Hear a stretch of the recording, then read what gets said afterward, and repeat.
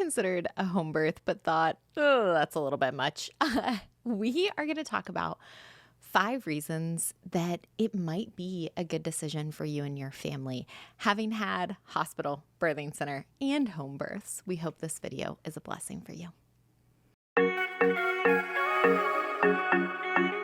Hey everyone, welcome to the Catholic Link Show. We're your hosts, Drew and Katie Taylor, and we pray this time will be your link to living the faith like never before. And we just had our 5th child, which is wild to even say. Yeah, he's not even quite 2 weeks old. But we had a really amazing birth experience, and we wanted to share that with you guys, and also just our thoughts, because we never thought that we would be doing a home birth. No. And like Katie said in the intro, we have done a hospital birth, we've done a birthing center, and we've done 3 home births now. So I feel like we've seen kind of all of your different options to be able to, for birth. And we just wanted to share our thoughts or our insights with you, hoping that maybe this would start a conversation with you and your spouse about options that you have for birth. And birth can be a really challenging topic to talk about. Yes. I have had a traumatic birth experience, arguably too. And I understand that there's a lot of emotion brought into this. And so although we are going to talk very strongly in avocation for home birth in this video, we know that there may be some invitation that the Lord wants for you to experience healing if you have had C-sections or lots of interventions or different birth situations, that the Lord loves you. Mm-hmm. He knows the plans He has for you and that they are for your good, even if I can speak, the trauma brought me closer to the Lord. Mm-hmm. It invited me into deeper healing. So even if it seems like it was all bad, that there is something good in there. Yeah, and this is not to shame anyone. This is not to make you feel bad if you had a C-section or you had other things. Like there are so many different circumstances. But on the other hand, I think there is just a beauty in just expressing the beauty and goodness of having a natural home birth. And that's just what we wanted to share with you guys. Mm-hmm. So honestly, we said that I never thought I would do this. I wasn't even convinced on a natural birth until like the last month of my first pregnancy. Drew was deployed and I had hired a doula because we honestly didn't know if he was going to make it home. And so the doula started presenting all this natural childbirth evidence, and I basically read my way into being convinced that this is what the Lord was calling me to, that this was good for us and for my baby. One of the books that I will put down below that was huge for me was Ina May's Guide to Childbirth. So I'll put that link in the description. So let's jump into the 5 reasons why you might consider a home birth. And the first one, I think for us, and especially for me, is that home birth was so much more of an intimate experience for us than it was being at, especially a hospital. Yeah. And what do I mean by that? Well, for a home birth, we were able to set up kind of the area and the space and be really intentional about where we wanted Katie to give birth and what we wanted that to look like. We could put the lights down low. There weren't 50 people walking in and out, turning on the lights, the monitors beeping, the constant just like forced to lay down and be monitored. They just come in with a Doppler and it's like way less intimidating. Yeah, it's way less intrusive. Yeah. So I felt like Katie was able to labor naturally and how her body felt like she needed to labor. We had praise and worship music on, and actually our midwives and our nurses were like singing along as they were encouraging us through this. And it was just such a different experience, and it was so beautiful and intimate. And even between us, I would say, like bonding for us, for me to be able to help you and be there for you instead of just feeling like I'm, just sitting at your bedside table. I think with that too, not only the praise and worship music, but Drew has gotten, for our first home birth, actually an image of the Holy Family that I was able to look at the entire time that I was laboring.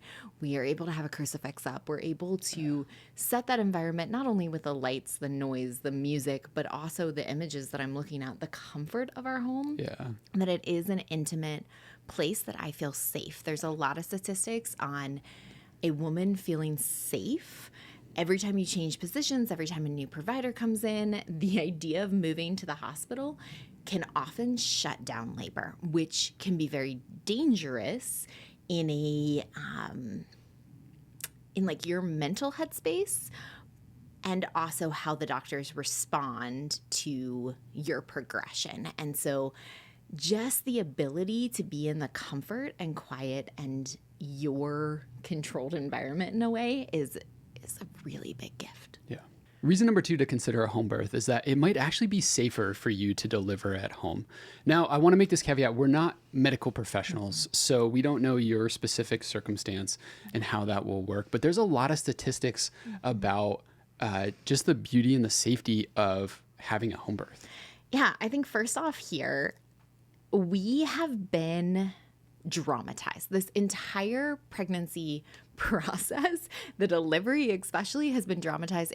In TV, all we see is these like women screaming, they're rushed to a hospital, water's breaking, it's an emergency, like get out the wheelchair, da da da da. Women have been having children. Humanity has been reproducing for a long time. And really, hospitals only became the normalized delivery method in the last 100 years. And so as we look at what is normal and natural, and then where are we statistically? And so I'm just going to give a couple stats that were really mind-blowing to me. The United States doesn't do well with birth. Mortality rates of both infant and mother are very high, and especially when we look at worldwide averages. So mortality rates as we actually moved into the hospital went up instead of down. Infants in 2002 were at a 5.6%. We ranked 33 out of 38 of the high economic countries. So those are called the OECD. And the reality that a lot of this research indicates that our interventions are not actually helping. And then when we look at maternal death rates, so 32.9 deaths per 100,000 in 2021. And that actually puts us last of high income countries in the world. And so although a very small percentage, when we translate that, it is still higher than expected. And so we also look at C-section rates, which the U.S. C-section rate in 2022 was 32.1%, which the World Health Organization says it should be close to 10%. So we have a 20% higher average, which that's a major surgery. We have been conditioned. I wanted a C-section. Like growing up, I was like, let's schedule this. I'm going to have a C-section. This is how it's going to go. All the pain meds, like do the thing. And that's the way that we've been taught, is that this is just a normal element. But the reality is that I'm on my 5th child. If my uterus had been cut into 5 times, there is a lot of complications with that. There's a lot of complications with the fact that it's a major surgery, and my ability to recover and care for all of my children at this point, including that newborn, is just a lot more complicated. And so as we look at that, it's really important to ask your provider, what is your C-section rate?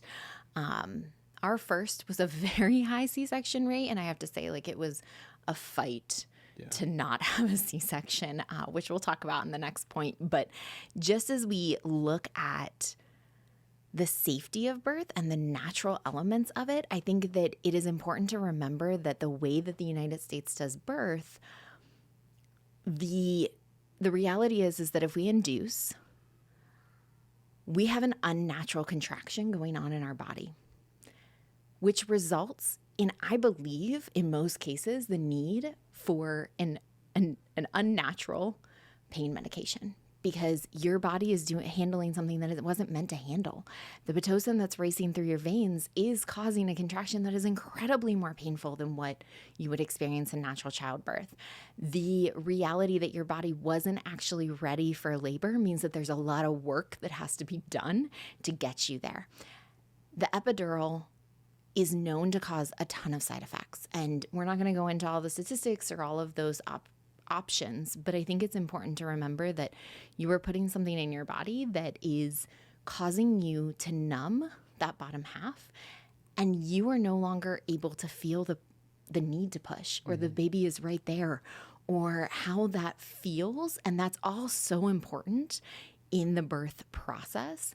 And I really actually think it is a kindness of doctors. So doctors are trained to believe that birth is an emergency, that they are needed in that circumstance, and that if they give you the epidural, when we have to have the C-section, because you're inevitably going to have to, which is just the way that they're trained. It's not like they have been taught that you are physically unable to. You are going to need them. And so the C-section can be a lot more humane if you have an epidural, because you're not knocked out. And so the reality that if they get into that emergency point, you can be awake for your C-section is a lot gentler philosophy. And so I do think it is out of love and compassion that most doctors are pushing for an epidural. The reality is that with an epidural, and the position that most women in the United States deliver in is on our back, which is actually where our pelvis is the most closed. It does not help the baby descend. It doesn't help in any way the labor process. It really was just a queen who was going to deliver on her back, and then it became the norm. And then I think it's easier for doctors. They get to see everything. And from that position, the ability or just the necessity at times for an episiotomy, which is where they cut open to help the baby come out, vacuum, forceps, all of those interventions can come from just the positions that we've put ourselves in, the medications that we've taken up to that point. So we've taken something that is natural and beautiful that women have done forever, and we've medicized it. We've made it an emergency, and we've made it much more difficult on the body naturally. So with all that being said, our experience of having a hospital birth, that specific hospital had a really, really high C-section rate. And so what ended up happening was when Katie wasn't laboring as fast as they thought she would, and things weren't progressing, and there were all these things, we just felt really pressured to start inducing, to start Pitocin, to get an epidural, right? To eventually schedule the C-section. And it just felt like this fight between us and the doctors of, no, like, let's let Katie's body, it's the first time that she's giving birth. I've got some things to learn. It's like their body is figuring it out. The baby's not in danger right now. Like, let's just let her body do the thing that God made her body to do. Mm-hmm. And it was such a fight. And at one point, I actually took the doctors like to the other side of the room just to let her labor in peace for a minute while I was fighting with these doctors, to just give her a minute. Mm-hmm. So that actually leads into reason number 3 why you might consider a home birth is that you have the potential to be able to pick your team of midwives and nurses that you know are going to be there for your birth. Yeah, I think that is a really important thing. Having done even just like walk through a practice and seen that every week that I was seeing somebody different, and it depended on who was on call. And half the time the people I was seeing were not people that ever went on call or like ever were going to deliver my child. And so you're building this relationship with no one in the most intimate, hardest, but also greatest thing you will ever do. And so building a relationship with your team and knowing that they're on your team, I think is huge. Also, my midwives, I mean, we are always mind blown. They believe that most children will be born at night. Mm-hmm. And that is a very comfortable thing that they have discerned, that they have felt called to. And I think in our like medical professions, it's like, I work a 9 to 5. If you don't pick up your induction, somebody else is going to deliver you. And I don't know how that's going to go, but like, you better pick it up because I want to go home. And so this like reality, and that's not every doctor, but there are enough cases that I think that that's how women feel in there, or that they want that doctor. And so they're like, well, I got to pick up the pace, which means inducing in a non-natural way, which just makes your labor way harder. And then you think, I could never do a natural childbirth. Well, you didn't do natural. So like it doesn't compare. It's not the same. Yeah. And I just think it was so affirming and reassuring to have this team that was with us. I mean, you could text your midwife at any point, Yes. and she would respond and help out. And the nurses were so knowledgeable, incredible. I mean, it's not like we're giving birth in like a farmhouse. Like They bring oxygen, they Yes. bring drugs, and they bring all sorts of different resources to help you labor. This is, I mean, our nurse we were talking to afterwards, and she was like, like 5,000 babies is how many I've delivered. They're not like not experienced and like super just hands off. I think too, like instead of using forceps and vacuums and episiotomies, like they use a hot washcloth and essential oils, and they stretched me and they helped the baby descend, but like in a way that worked with my body to avoid tearing instead of causing a tear that I would have to heal from. The reality that they are, just so encouraging and so believing in me and my body and my child and also what I want. So like, even though they recommended a position this last birth that didn't work, it was sideline. It had worked great for my previous birth. And I thought that I wanted it, but I had pulled my hips and it just didn't. And so as I said, like, I think I need to move back to this position. They were so supportive of me knowing what my baby and my body needed, which resulted in him delivering very quickly. And so they're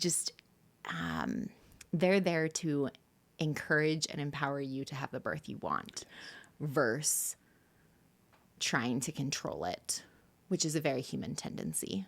The fourth reason why you might consider a home birth is because it's so much easier logistically to figure out, both before in the labor process and in the birth, and then also afterwards as you're recovering.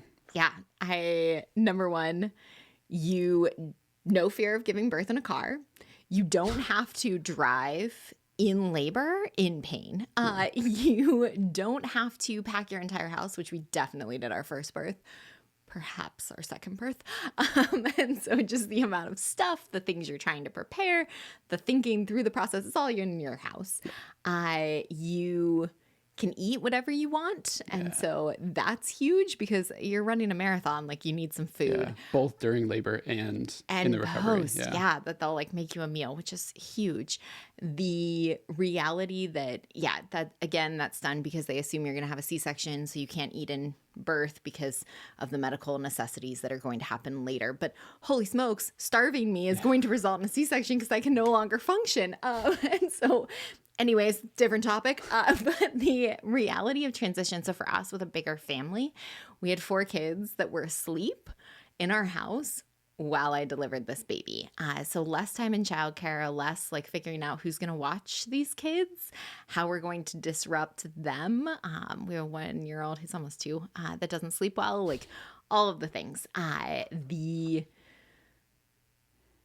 even so, we had a friend watch them the next day so that we could recover and sleep, but they got to meet their sibling.